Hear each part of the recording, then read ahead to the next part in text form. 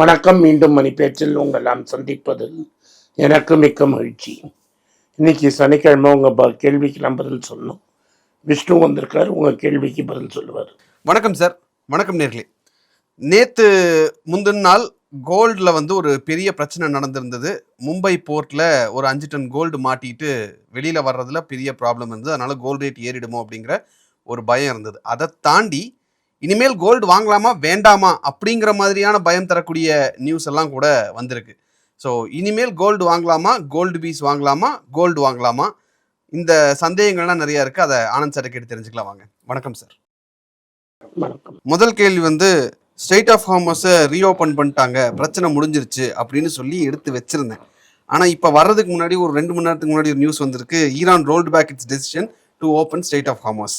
Role back இப்படியே நீங்க வந்து மாத்தி மாத்தி காலையில கேட் ஓபன் பண்ற மாதிரி நைட்டு கேட்டை க்ளோஸ் பண்ணிட்டு காலையில ஓபன் பண்ற ஏன் ரோல் பேக் ஸ்ட்ரெயிட் ஆஃப் ஹார்மஸை க்ளோஸ் பண்ணியிருக்காங்க மறுபடியும். ரோல் பேக் சின்னா அப்படின்னாங்க.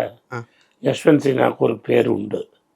ஏன்னா வந்து பட்ஜெட்டில் ஒரு ப்ரப்போசல் சொல்லுவார், ப்ரொட்டஸ்ட் ஆனோன்னா அதை ரோல் பேக் பண்ணுவார்.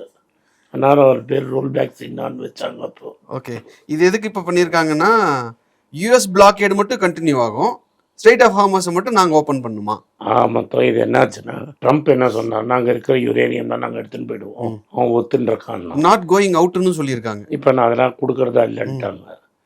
ரெண்டாவது ஹோமூஸை திரும்பி மூட்டாங்க. ஸோ இது வந்து எப்படி இருக்குன்னா, மார்க்கெட்டில் லாங் கச்சா எண்ணெய் 100 போயிடுச்சுன்னு வைங்க, ஷார்ட் அப்படின்னா எனக்கு தெரிஞ்சு ஈரான் விளையாடிட்டு இருக்கான்னு நினைக்கிறேன் சார். ட்ரம்ப் வந்து மேனிபுலேட் பண்றாரு மார்க்கெட்டை அப்படின்னு பார்த்தா கடைசியில் இப்போ ஈரான் வந்து கேம்ல ஈரான் ஷார்ட் அடிச்சிருப்பான்.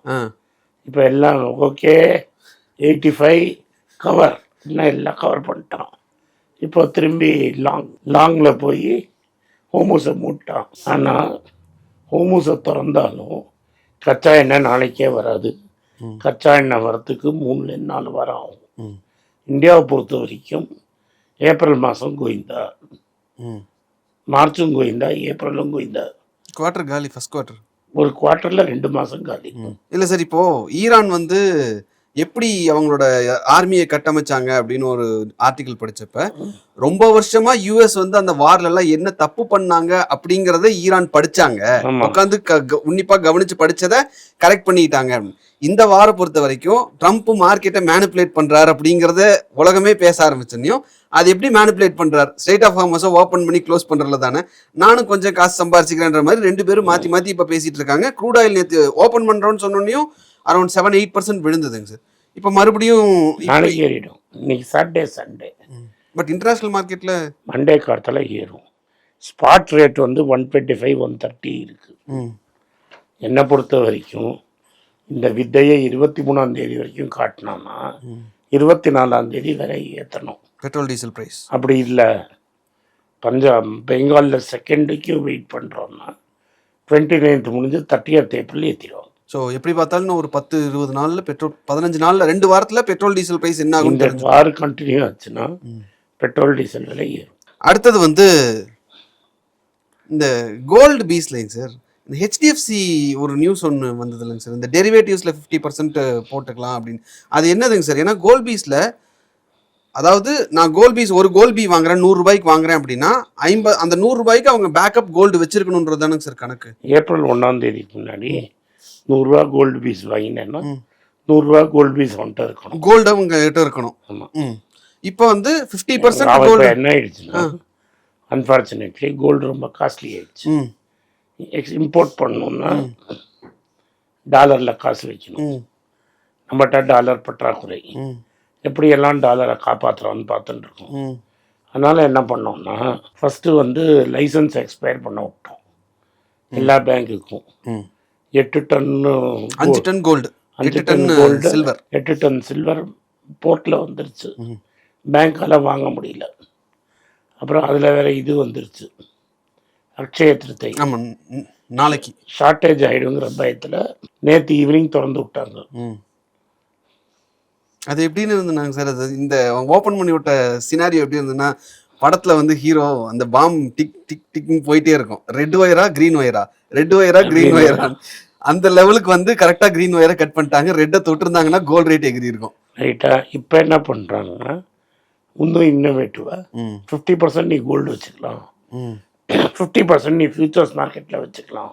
கோல்ட் பீஸில் வர்ற பணத்தை அப்போ மீதி என்ன, ஃபியூச்சர்ஸ் வந்து ஒரு ஃப்ராக்ஷன் தான் இருக்கும்.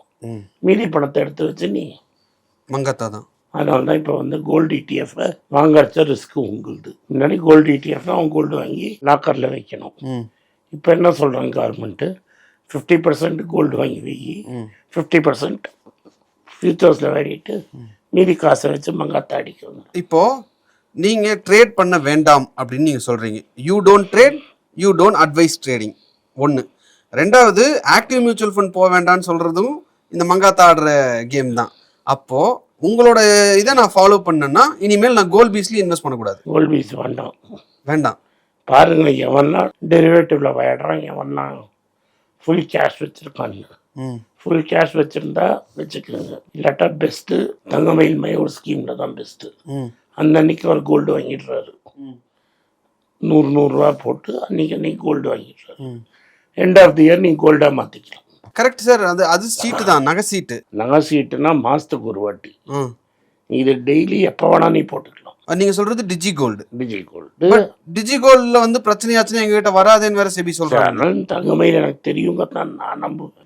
நீங்கள் நம்புறீங்க, பட் நீங்கள் அட்வொகேட் பண்ணல. அது மாதிரி ஏதாவது தான் பண்ணி ஆகணும். எவனா உனக்கு தெரிஞ்சவன் நம்பிக்கையான ஆளை பார்த்து கொடுத்து பண்ணி கொண்டிதான். ஸோ அப்போது இப்போ என்கிட்ட வந்து கொஞ்சம் கோல்ட் பீஸ் இருக்குது அப்படின்னா அமைதியாக அதை கொடுத்துட்டு வெளியே வந்துடுறது பெஸ்ட்டா சார்? இப்போதைக்கு கொடுத்துட்டு கோல்டாக மாற்றிக்கிறது பெட்டர். Okay sir. எனக்கு என்ன சந்தேகம்னா, நீங்கள் இன்னொரு விஷயம் சொன்னீங்க, அவங்கக்கிட்ட ஃபுல் கேஷ் இருக்கா இல்லையான்னு பாருன்னு சொன்னீங்க. நாங்கள் வாங்குறது இந்த நிப்பான் கோல்ட் பீஸ் வாங்குகிறோம். தெரியாது பார்க்குறேன், என்ன கேட்காது. என்ன கேட்டால் சேஃபாக இல்லை போகாது, சேர்த்து வச்சு ஒரு கிராம வீட்டில் வாங்கி உள்ளே வச்சுக்கலாம், அவ்வளோதான். ஸோ கோல்டோட காசை வச்சு விளையாட ஆரம்பிச்சிட்டாங்க. ஸோ பெட்டர் சேஃப் ஆகிக்கிறது தான் கரெக்ட். ஃபியூச்சர்ஸில் விளையாடலான்னு இன்னைக்கு சொன்னாலும் அன்னைக்கே ப்ராப்ளம். Okay sir. நாங்களாம் இது உள்ள கை வைக்காமல் இருக்கிறதுக்கு காரணம், இப்போ கொடுத்துட்டு வெளியே வந்தால் கேபிட்டல் கெயின்ஸ் டேக்ஸ் கட்டணுமே அப்படிங்கிற ஒரு, எப்போ இருந்தாலும் கட்டி ஆகணும், எப்போ இருந்தாலும் கட்டணும். என்னைக்காவது ஒரு தேவைன்னு வரும்போது நான் வித்தேன்னா டேக்ஸை பற்றி நான் கவலைப்பட மாட்டேன். அதுக்கப்புறம் இது வயலண்ட்டாக கோல்டு மூவ் ஆகி இவன் வந்து நாங்கள் ஹெட்ஜ் பண்ணது சரியா பண்ணணும்னு சொல்லி உனக்கு நட்டம் ஆயிடுச்சுன்னா வருத்தமாக இருக்கும், வலிக்கும் சார் ரொம்ப. அதுவும் ஏன்னா கோல்டு தான் ஹெட்ஜே, கோல்டும் அதுலேயே அவன் ஹெட்ஜ் ஆகிட்டான்னு வையே உனக்கு ப்ராப்ளம். அதனால பேசாமல் கோல்டாக மாத்திர தவிர வழி கிடையாது. Okay sir. So time to sell gold piece. Time to sell gold piece and buy physical gold. நீங்கள் ரொம்ப நாளாக வந்து இந்த கோல்ட் பீஸ் வாங்கலாம்னு சொல்லிட்டு இருந்து, எனக்கு தெரிஞ்சு இந்த எபிசோடில் தான் கோல்ட் பீஸை கொடுத்துடலாம் அப்படின்னு சொல்லி. அது ஏன்னா because of the problem that these fellows have made now. Sir, இந்த கோல்டு பேன் அக்ஷய திருதியை அன்னைக்கு பெருசாக ஏறி இருக்க வேண்டியது, பட் அப்படியே ஜஸ்ட் லைக் திஸ் ஸ்லிப் ஆயிடுச்சு அப்படிங்கிறதான் பார்க்குறோம். இப்போ இந்த ஸ்ட்ரெயிட் ஆஃப் ஹார்மோஸ் மேட்ரு மறுபடியும் இன்னும் இழுத்துக்கிட்டே இருக்கு. கோல்டை ஏற்றி திரும்பி இறக்கும். நேற்று நைட்டு கோல்டு ஏறிச்சு, இப்போ ஈரான் மூட்டாங்கிற ஈரான் மூட்டா திரும்பி கோல்டு விழும். ஓகே, 100 ரூபாய் ஏறும், 100 ரூபாய் இறங்கும். இதுக்கு ஒரு எண்டே இல்லையா சார்? இப்போ போகிற ஏதாவது சுச்சுவேஷனை பார்த்தா கோல்டு வாங்கி லாக்கரில் வச்சிடறோம் சார், பிரச்சனை இல்லை. ஆனால் இங்கே வாலட்டாலிட்டி எங்கே வருதுன்னா, பெருசாக ஹிட் பண்ணுறது மார்க்கெட்டில் தான். உள்ள மார்க்கெட்டுக்குள்ள இறங்குறதா வேண்டாமா அப்படின்றது தான் கேள்வி. மார்க்கெட்ல டிஃபன் காஃபி ரேஞ்சில் மட்டும்தான் இறங்கணும். இப்போ எல்லாத்தோட சிச்சுவேஷன் எப்படி இருக்குன்னா சார், ஓகே இன்னைக்கு மார்க்கெட் விழுந்திருக்கு, ஈரான் இஷ்யூ பெருசாயிட்டு இருக்கு, இன்னும் கொஞ்சம் விழும், வெயிட் பண்ணுவோம்னு கொஞ்சம் வெயிட் பண்றோம், பார்த்தா டக்குன்னு ஏறிடுது. 500 ரூபா வாங்கிட்டு வெயிட் பண்ணுங்க. அடுத்தது வந்து முத்தூட் 30 ரூபா ஷேருக்கு வந்து டிவிடெண்ட் கொடுத்துருக்காங்க சார். அது போக லைஃப் இன்சூரன்ஸ், ஹெல்த் இன்சூரன்ஸ்னு, ஜென்ரல் இன்சூரன்ஸ்னு அந்த செக்மெண்ட், இன்சூரன்ஸ் செக்மெண்ட்டுக்குள்ள இறங்குறாங்க. Muthoot backed by gold. So இது இன்னொரு ஸ்ட்ராங் காம்படேட்டரா இருக்கும். இவன் ஜெனரல் இன்சூரன்ஸ் ஏஜென்ட் ஆனா இன்சூரன்ஸ் கம்பெனி ஆரம்பிக்கிறாங்க. டிஸ்ட்ரிபியூஷன்னா என்னது? ஒருத்தர் கமிஷனுக்கு விற்கிறான், அவ்வளோதானே. நீ கோல்டு வாங்க வர ஒன்ட்டாக இன்சூரன்ஸ் விற்கிறான், கமிஷன் அவன் வாங்கிப்பான். ஓகே, அப்போ இதில் அவங்களுக்கு எந்த பிரச்சனையும் கிடையாது. முத்தூட்டுக்கு இதுக்கும் சம்மந்தமே கிடையாது. வித்தா கமிஷன். ஓகே, ₹1 லாபம் வந்தால் லாபம், இல்லைன்னா எனக்கு அந்த ₹1 நஷ்டமும் கிடையாது. No investment. இப்போ ஒரு 30 ரூபா டிவிடெண்ட் கொடுத்துருக்காங்க சார். இது கோயிங் ஃபார்வர்ட் இப்போ வந்து கன்சிடர் பண்ற ஒரு சிச்சுவேஷன்ல இருக்கா? இல்ல இறங்கிட்டா கன்சிடர் பண்ணலாம் கொஞ்சம். ஓகே சார், இதுக்கு பதிலா better to consider Manappuram today or South Indian bank or Federal bank. Sir இப்போ மண்டே மார்க்கெட் எப்படி இருக்கும்னு நினைக்கிறீங்க? ஏன்னா இந்த ஸ்ட்ரெயிட் ஆஃப் ஹார்மஸ் க்ளோஸ் பண்ணிட்டாங்க, ஓபன் பண்ணிட்டாங்கன்னு நாஸ்டாக் வந்து 900 பாயிண்ட்ஸ் ஏறிச்சு. இப்போ 48 மணி நேரம் இருக்கு, 36 ஹவர்ஸ் இருக்கு. எப்படா மட்டும் பெல்ட்டி அடிக்கிறான். அதில் லேட்டஸ்ட் பெல்ட்டி 9 மணிக்கு தெரியும் அன்னைக்கு. அப்போதான் டிசைட் பண்ணுவோம். அட்ரா ராமா.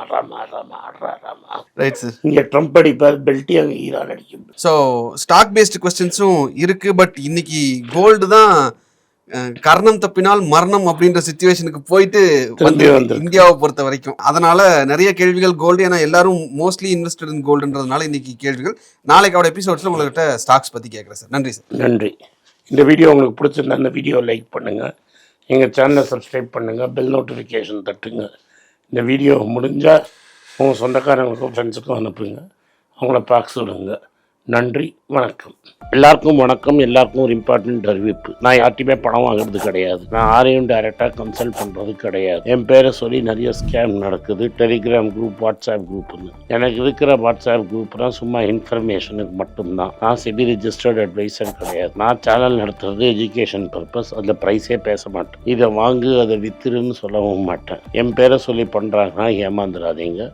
நன்றி, வணக்கம். எல்லாருக்கும் வணக்கம். குழந்தைங்களுக்காக ஃபைனான்சியல் லிட்ரஸி, மணி ஃபார் நத்திங்னு 2வது பார்ட்டு. அண்ட் இதுல வந்து செக் எழுதுறது எப்படி, டெபாசிட் ஸ்லிப் எழுதுறது எப்படி, பணம் எப்படி வந்தது, பார்ட்டர்லேருந்து டிமானிட்டைசேஷன் வரைக்கும் எல்லாத்தையும் கவர் பண்ணியிருக்கோம். உங்க குழந்தைங்க அப் டு ஏஜ் 10, 12க்கு ரொம்ப யூஸ்ஃபுல்லா இருக்கும். இந்த புக் இப்போதைக்கு ஒரு ஸ்பெஷல் பிரைஸ்ல 450 ரூபாய்க்கு கொடுக்குறோம். இதை யூஸ் பண்ணிக்கங்க. நன்றி, வணக்கம். moneypage.com வெப்சைட்டை சப்ஸ்கிரைப் பண்ணுங்க. ஒரு வாரத்துக்கு 4 ப்ரீமியம் ஆர்டிக்கலும், ஃப்ரீ ஆர்டிகல்ஸ் ஒரு 10லேருந்து 15 நாங்கள் போடுறோம். இது சப்ஸ்கிரிப்ஷன் ஒரு மாதத்துக்கு 99 ரூபா தான். இங்கே சொல்கிற கான்செப்ட்ஸை கிரேட்டாக எக்ஸ்பேண்ட் பண்ணி போடுறோம். நீங்கள் படிச்சிங்கன்னா உங்களுக்கு யூஸ்ஃபுல்லாக இருக்கும். நன்றி, வணக்கம். வணக்கம். குழந்தைங்களுக்காக ஒரு புஸ்தகம் லான்ச் பண்ணோம். அது ரொம்ப சக்ஸஸ்ஃபுல்லாக இருக்குது. யாருக்கெல்லாம் அந்த புஸ்தகம் போகணுமோ எங்கள் டீமுக்கு கான்டாக்ட் பண்ணுங்கள். கீழே இருக்கிற நம்பர்லேயும் வெப்சைட்லேயும் கான்டாக்ட் பண்ணிங்கன்னா உங்களுக்கு அந்த புஸ்தகத்தை நீங்கள் வாங்கிக்கலாம். மற்ற எங்கள் புஸ்தகமும் அவைலபிள். எங்கள் வெப்சைட் மூலமாகவும் வாங்கலாம். கீழே இருக்கிற வாட்ஸ்அப் நம்பர்லேயும் மெசேஜ் அனுப்பலாம். நன்றி, வணக்கம்.